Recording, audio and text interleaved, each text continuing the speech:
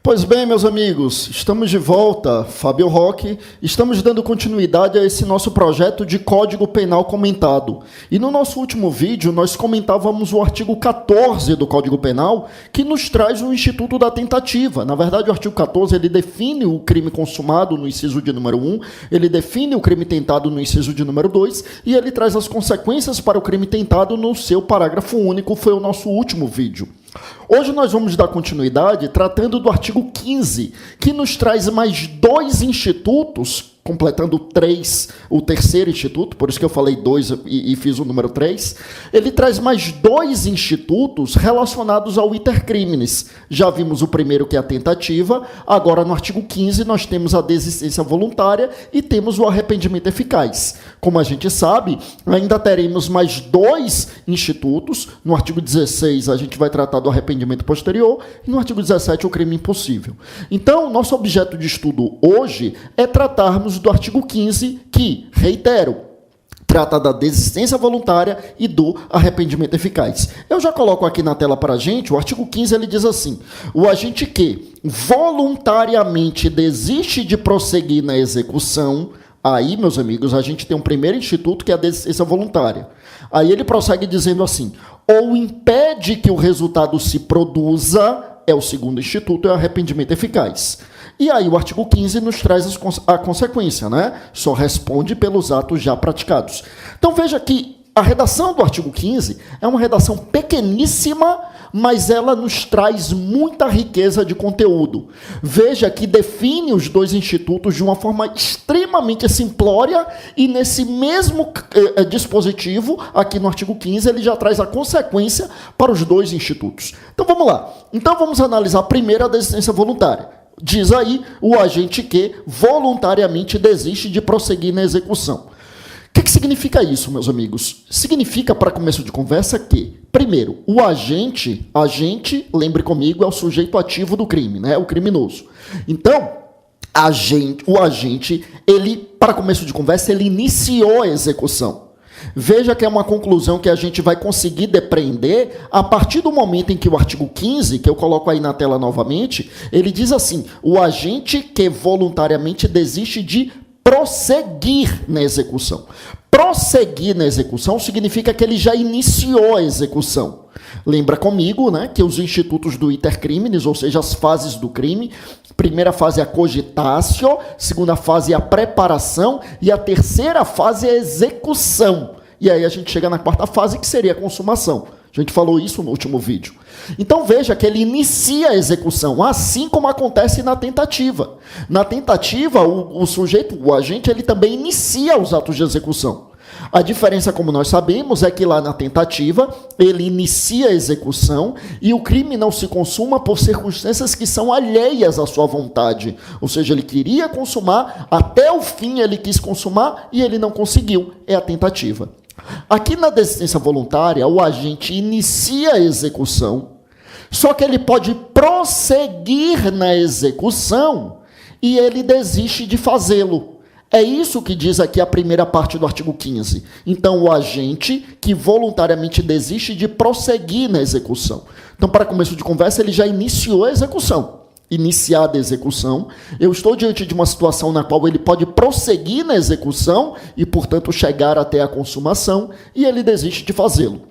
Exemplo clássico: eu tenho uma intenção de matar alguém, estou, portanto, com ânimos necandi, que é a intenção de matar, eu deflagro disparos na vítima, essa vítima é alvejada, ela cai no chão, esvaindo-se em sangue, sem nenhuma condição de fugir, de revidar, de se proteger, está desguarnecida, desprotegida, desarmada, ferida, se esvaindo em sangue e encurralada. E eu ainda tenho projéteis de fogo, eu tenho ali projéteis na minha arma de fogo. Então, significa dizer, a vítima já está caída, indefesa, encurralada. Eu ainda tenho balas na minha arma, eu posso prosseguir na execução, continuar deflagrando disparos para finalmente consumar ali a minha intenção homicida. Só que eu desisto de fazer.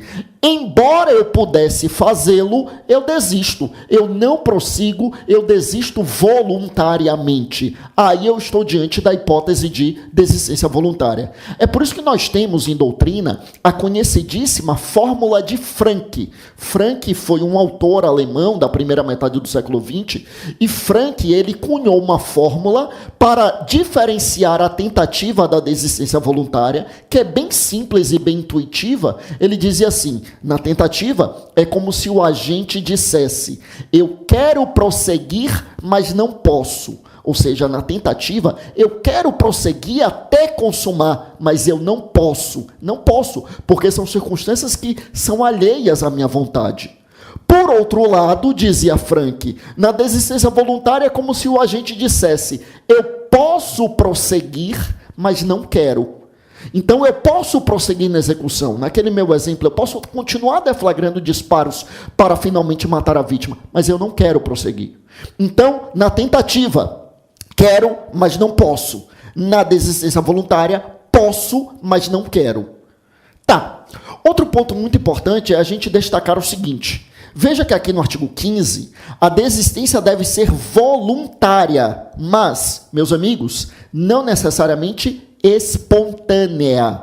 Eu fiz uma pergunta dessa no Instagram há poucos dias, né? Quem não está nos acompanhando, lá no Instagram estamos como Professor Fábio Roque, e todos os dias nós postamos no Stories enquetes com perguntas de direito penal ou processo penal, e aí no dia seguinte eu dou a resposta gravando um vídeo curtinho, né, de 2 minutos por aí, para explicar a resposta, para dar a resposta e explicar a resposta. Aí eu posto a resposta ali no feed. Então, quem ainda não nos acompanha lá no Instagram, pode nos acompanhar, e todas as enquetes que nós fizemos lá, com as respectivas respostas, estão lá no nosso feed e vocês podem dar uma olhada.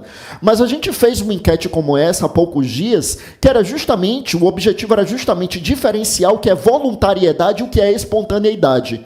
Veja, a desistência deve ser voluntária, mas não necessariamente espontânea. Todo espontâneo é voluntário, mas nem todo voluntário é espontâneo. Voluntário, o nome é autoexplicativo. Voluntário é aquilo que depende da vontade do agente. Então, na tentativa, eu não consumo por circunstâncias que são alheias à minha vontade. Na desistência voluntária, é minha vontade desistir. Tá.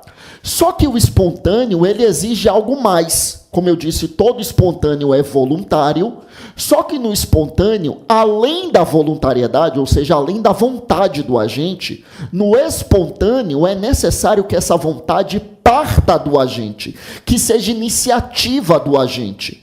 Então, se eu deflagrei disparos, a vítima caiu, ensanguentada, está lá se esvaindo em sangue, indefeso. E aí eu posso prosseguir, e eu penso, não vale a pena, não farei isso, eu paro. Essa minha desistência é voluntária, sim, e além de voluntária, ela é espontânea, porque a desistência, ela partiu de iniciativa minha. E quando é que eu tenho a voluntariedade não espontânea? Quando é que a desistência é voluntária e não espontânea? É quando, para ser voluntária, é vontade do agente, só que na não espontânea, o agente é provocado. O agente, ele é provocado por algum elemento externo. Por exemplo, a vítima suplica pela própria vida. Uma outra pessoa vem e pede para que eu não prossiga. Então, aí, se eu, porventura, acolher a súplica da vítima, se eu, porventura, acolher a súplica da mãe da vítima que está ali pedindo pela vida dela, e eu me compadeço ali da súplica da mãe da vítima, e aí eu desisto de prosseguir. Em todos esses casos, eu tenho, sim, desistência voluntária, embora ela não tenha sido espontânea. É uma voluntariedade não espontânea. Voluntário porque dependeu da minha vontade, não foi ninguém que me impediu, né? Não foi ninguém que me segurou, que me prendeu, que me agrediu. Não, apenas me pediram. Estava na minha vontade, estava no meu querer acolher ou não aquela súplica. Então, é voluntário? É. Agora, esse voluntário, meus amigos, não é espontâneo, porque eu recebi ali um incentivo externo, tá? E aí eu reitero, lembre que aqui o Instituto, a desistência deve ser voluntária, pouco importa se é ou não espontânea. Então, pouco importa se eu recebi ali um incentivo externo, um pedido de súplica, um pedido de ajuda, pouco importa, será desistência voluntária da mesma forma. Então, desistência voluntária é isso, eu posso prosseguir na execução, mas eu não faço. E aí, meus amigos, ainda que eu tenha recebido ali uma ajuda externa. Lembrando que, se eu posso prosseguir na execução, e eu não prossigo, mas ainda assim, em decorrência daquele meu primeiro disparo, a vítima morreu, claro que aí eu não falo em desistência voluntária, porque aí, meus amigos, houve a consumação, aí é crime consumado. Eu só vou falar nesses dois institutos, eles só possuem relevância quando realmente não ocorre a consumação, tá? Então, na desistência voluntária é isso aí, o agente voluntariamente desiste de prosseguir na execução do crime. E, evidentemente, para que esse vídeo não fique muito extenso, eu vou encerrar por aqui e no próximo vídeo a gente vai trazer o arrependimento eficaz e falaremos das consequências dos dois institutos. Por hoje é isso, meus amigos. Mais uma vez, muito obrigado pela presença virtual de todos. Fiquem com Deus, até a próxima e bons estudos.